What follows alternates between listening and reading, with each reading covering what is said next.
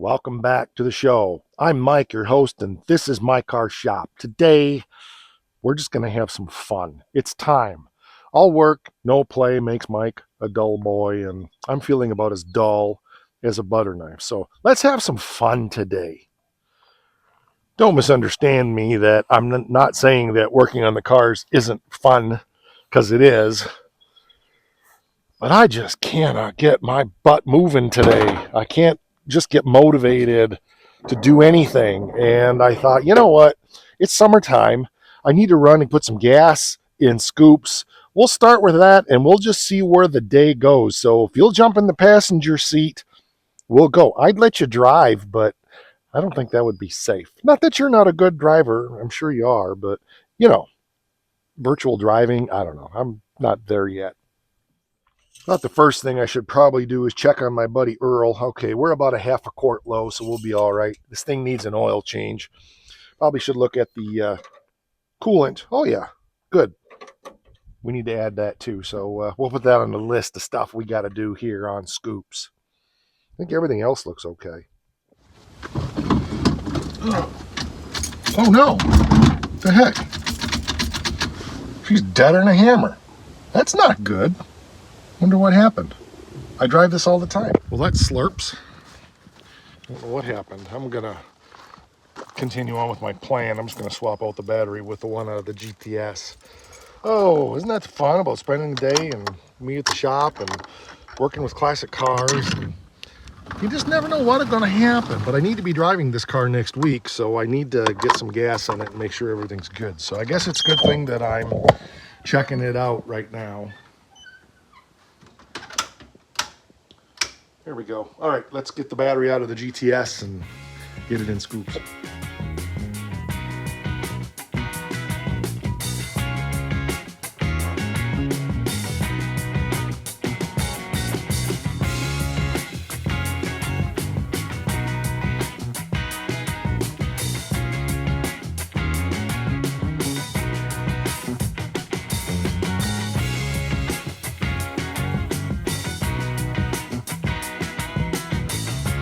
Now my microphone didn't work. Maybe I should just go back to bed and call this a day.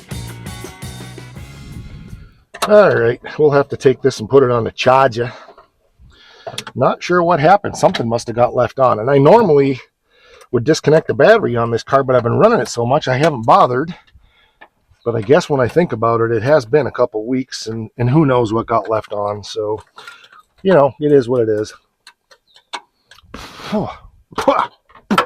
Got a hairball. Well, don't be a suck egg mule. Delays. There was supposed to be an earth-shattering kaboom.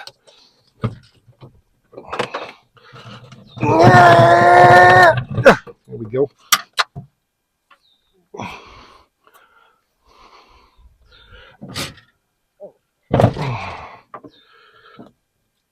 I'm going to do the right thing and not put the battery clamp on. Let's see if it starts.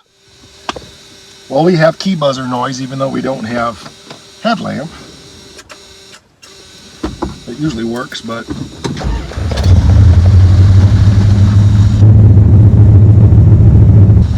I'm going to say it's been a long time, longer than I realize.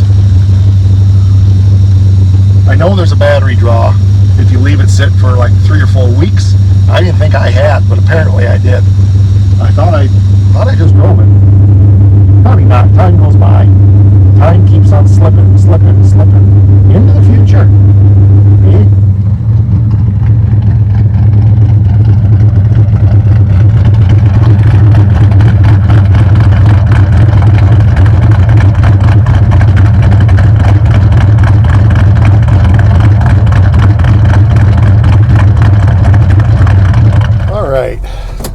Lumpity lump. The cam has a nice bump. I decided you've already seen enough of my ugly face. Yeah, our gas gauge is below E, which means we have less than half a tank. So the gas gauge is screwed up. It has been for a couple years. It'll go up to full, and then it will hit about half a tank and then drop to zero. So let's zoom you just a little more here. There we go. There we go. Nice view now.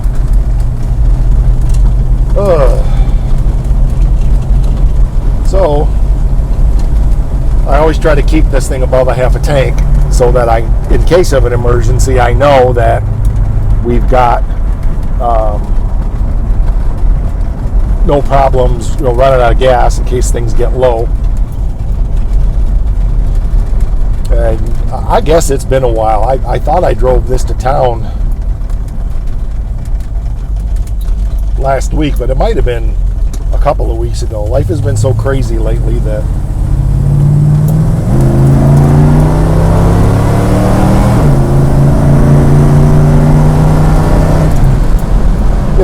it's just been nuts. So, but the girl runs good, carries good oil pressure.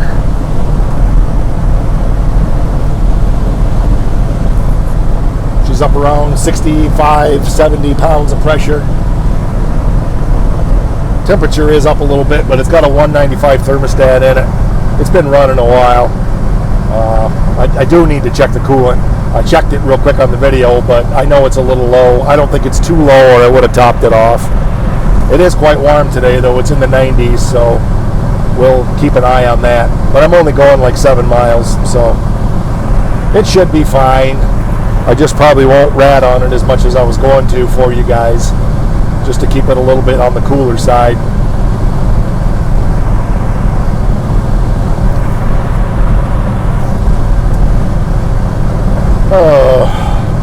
The joy of old cars is, it seems like when you kind of, like today, I just want to have fun, and then I end up even just changing a battery, and it's like, really? That's not what I had on my list today. Is it a big deal? No, but it's just the, hitting your mindset where you're at with a good cold, hard dose of cold hard dose of cold water. Anyway, a big reality check, and that kind of slurps. But, oh well. There's our gauges. We're right around that 200 mark, or I guess it's 195 there, because it's halfway between 180 and 210. Good oil pressure. It's idling down a little bit right now, so whoops, sorry about that.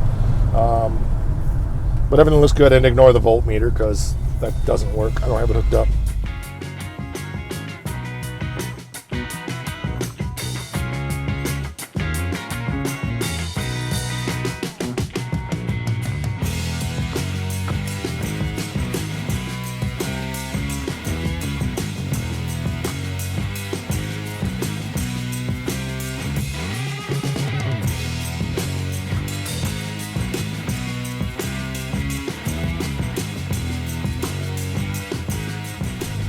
Alright, we're all gassed up. Car's behaving good. Gas gauge is on full now. One thing I was thinking was, I was debating whether I was going to put rec fuel in it or not. This thing loves rec fuel or pump premium. It runs great on both. I've got the timing set so that I can run pump regular 87 octane in it. It doesn't spark knock. It does. It's a little rich when you really kick the 4-barrel open, but when I've got either pump premium or rec fuel in it, it's like noticeably even more power. But I get 20 miles to the gallon even on pump regular gas with this thing. I get the same with the more expensive fuels. The only reason I put them in is if I'm really intending to beat the crap out of it for some reason, which I rarely do. It only has a 7 1/4 rear end in it, so I try to take it easy on it. Or if I'm going to be storing it for any length of time, when I'm concerned about the alcohol messing with it in the fuel, so I'll put rec fuel in it for the last couple of tankfuls in the fall. I drive this car almost year round, but it'll sit for a few months in the winter, and so I try to just burn rec fuel in it from like November until March or something like that. But it's bloody expensive, so it's funny paying more for pump premium gas than I used to pay for racing fuel. It just rots my socks. Once again, we'll get you turned around here, let you See the road, little different roads than I normally drive with you. Local little hardware store that's just around the corner. I like going there, but man, they're expensive. Holy crap. So it's good for an emergency, but I really try not to go there much other than that, because I mean, like, I needed a belt for my mower, and I thought I'll just run over to Kirk and get it. And it was like 30 bucks, which I ordered it. And I thought that was expensive, but I hadn't bought one in a long time, so I wasn't sure. I went to Tractor Supply and found the same belt for 8 bucks. Different company, but it's like, holy crap. I'm a small business owner, and I get that you're not going to be as inexpensive as big box stores, but shukers, peekers, that was ridiculous. Anyway, so it's a trade-off. I always struggle with that in my own business, to find that pricing strategy where I'm profitable enough to stay in business, but not price gouging so that I scare people away and they want to go buy a big box store. Of course, with us, we can offer service. That's one thing. He does have some things that you can't get anywhere else, like even keys. I lost the keys for this car, and Brad sent me up one of his spares went back when he had it, and I went around different places. Nobody had the blanks, but I went there and they had it. So, there's that side of it.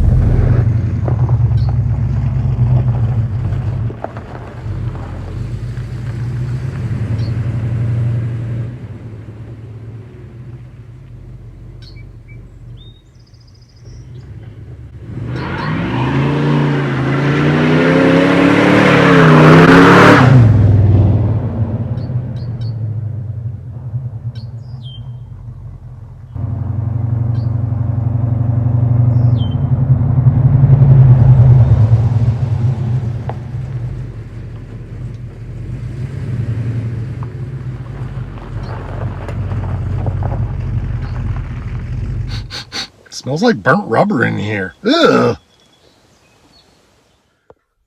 Well, that was fun. I try not to do burnouts very much with this car. 2 reasons. Tires. Oh my God, the last time I bought tires for this, I had to buy 4 of them a couple years back. I found a deal online where I got 1 pair for, I think, 150. I bought the other pair locally for over 200. That's just crazy for little 14-inch tires. There's nothing special here. They're a little bigger than stock, but the second reason is it's got the 7 1/4 rear end, which is the smallest little bitty rear end, and 1 tire fire like that will burn the side gears out of the differential like that. Ask me how I know, and I'll tell you, because I've done it. And so I have an 8 3/4 for this car, but I haven't taken the time because I need to shorten the drive shaft. And yes, I can do all that now, especially with all the new tools and equipment in the shop, but time, energy, all of that, other projects that are higher priorities, as long as this thing keeps going and getting 20 plus miles to the gallon, that's what I'm going to do. This has a 270 gear in it. I'm going to put a 290 gear in it. I have an open wheel 290 gear in a 741 case, I think it is. Might be a 742 case for the 8 3/4 anyway. So that's ultimately what's going in it. But for now, that'll be what it is. Crikey, is it hot out there in that sun. Whew. Anywho, other thing I want to get on this car, the headers are looking good. I did a follow-up on that from those header painting that we did a couple years ago. But I got some body work I want to do to the door. I've decided that I'm going to just fix this door, even though I have 2 perfectly good rust-free, dent-free doors. I feel like I want to sell those, and I'm just going to mark this door back up. This door here had swung around and bent, and years and years ago, Brad had it fixed. I believe it was Brad, maybe before he had it. And there's mud in here, and it's not terrible. Maybe we can do a little better metal work, but my honest opinion is grind it out to where it's still just not loose. And we got some cracking down here as well. and just patch it up and good enough. It's not a show car, it's a driver. It's got lots of little pits and rusts and stuff, but I mean, the car is amazingly in good shape. It needs some work. The clear is peeling, but you know, for as long as this car has been painted, honestly, that's not a bad thing. None of them last forever, and this car has been driven a lot. It was Brad's daily for a number of years. I've used it as a daily since I've had it here for the last few years. It sits out a lot. It's not always out, but sometimes I just can't put everything in, and if I have to make a choice between this or the GTS or the 47 or the Charger, this is the one that's going to have to sit out. So I haven't determined my ultimate goal where I'm taking this, but probably it's going to be just maintaining it, keeping things moving forward on it, touching it up as it needs it. We may switch it and put a black vinyl top on it, and when we do that, we can fix some of the rust that's bubbling underneath the top. That's pretty typical. But I mean, the car's sweet. It really is a sweet car. It's in tremendously good shape. I get compliments on it all the time. And I do have another rear bumper that I think that's in a little better shape, although it's full of bird crap right now, so that'll be questionable. But, you know, I put the rallies on it and the tires on it a year or two ago now, and pretty much I just enjoy driving it and seeing it for what it is.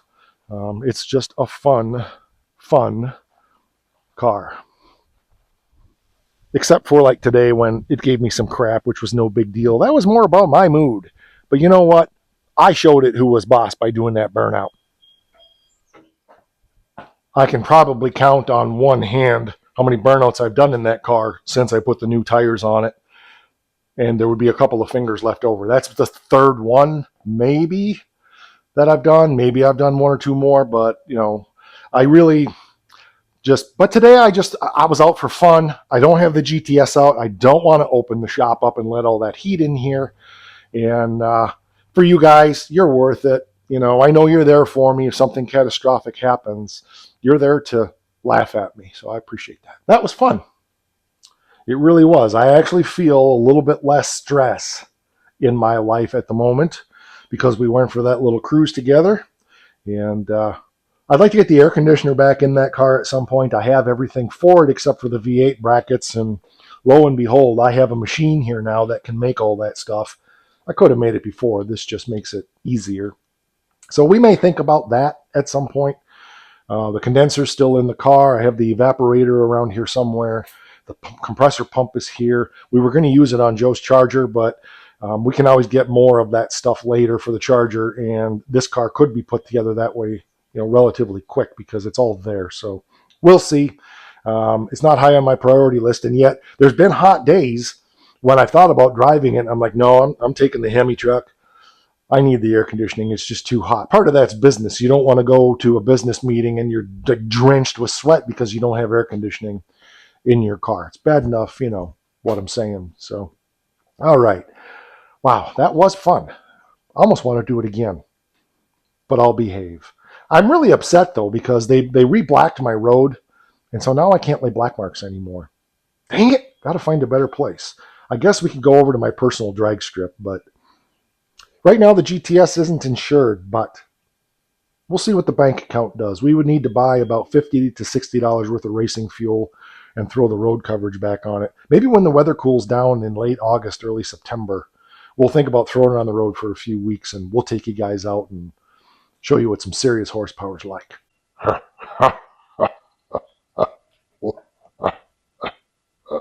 Whew, we'll get back to hands-on as soon as this weather breaks and I can get the shop opened up and move things around to work. I'm brainstorming new ideas all the time of stuff that I need to do to get ahead on some of the projects. So if they're machine work or fabrication work I can do, I will be. But I just, like I said, right now I just want to keep things closed up and keep it down in the, yeah, it's about 66 in here today. So it's in the 90s outside with about 95% humidity, mostly from me just dripping with it. But anyway, thanks for being here. Spread the word, spread the love. I promise, lots more hands-on stuff coming as soon as we're able. But I get a kick out of doing stuff like this with you guys, throwing you in the passenger seat and going along for the ride, and all that stuff's part of it. And if we're not having fun in the summer, by the way, that's a hint. We have a new Iron Fist song that's probably going to be out by the time you see this video. So watch for that because it's our summer song 2024. Rockin' All Through the Summer by Iron Fist. I know the lead vocalist and the lead guitar player really well. It's pretty cool. Well, I know the whole band, but, just what I'm saying. All right, we'll catch you on the next one.